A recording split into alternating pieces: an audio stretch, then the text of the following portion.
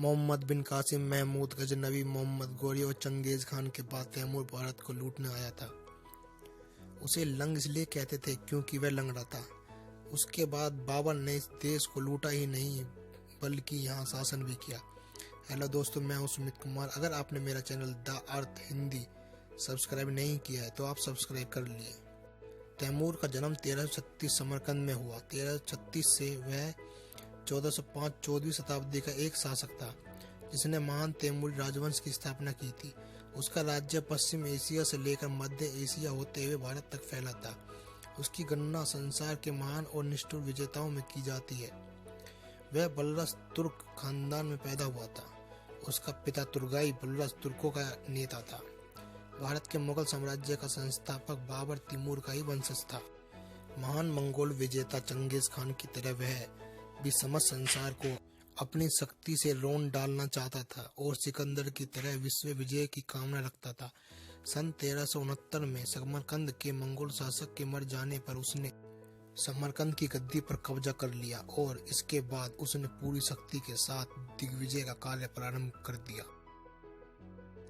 1380 और 1387 के बीच उसने खुशान, सिस्तान, अफगानिस्तान, फारस, अजरबैजान और कुर्दिस्तान आदि पर आक्रमण कर उन्हें अधीन किया। 1393 में उसने बगदाद को लेकर मेसोपोटामिया पर अधिकार किया।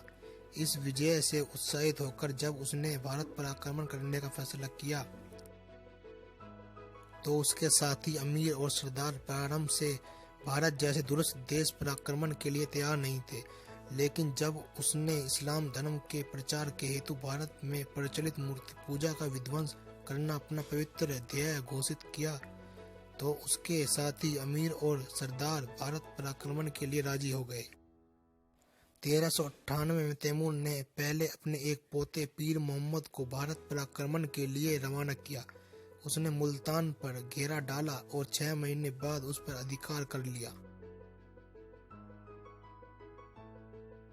1398 में तैमूर एक भारी सेना लेकर समरकंद से भारत के लिए रवाना हुआ। उसने सिंधु, झेलम तथा रावी को पार किया। वह मुल्तान से 70 मील उत्तर पूर्व में स्थित तुलमना नगर पहुंचा। वह नगर लूटा गया, वहां के लोगों को मार दिया गया और बहुत को गुलाम बनाया।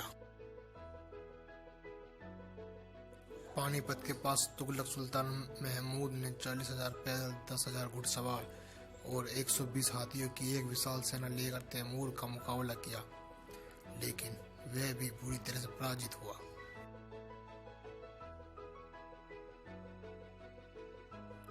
पंद्रह दिन दिल्ली में रुकने के बाद वह अपने देश के लिए रवाना हो गया। 1399 को मेरठ, हरिद्वार, शिवालिका, कांगड़ा, जम्मू को लूटा, वहां के निवासियों को कत्ल किया। 19 मार्च 1399 को सिंधु नदी को पार कर वह भारत भूमि से अपने देश के लिए लौट गया। 1405 में तैमूर लंग की मृत्यु हो गई। यहाँ पे उसे दफनाया गया। यह समरकंद में उसका मकबरा। अगर आपको मेरी वीडियो पसंद आई है तो इसे लाइक कीजिए, सब्सक्राइब कीजिए और शेयर कीजिए।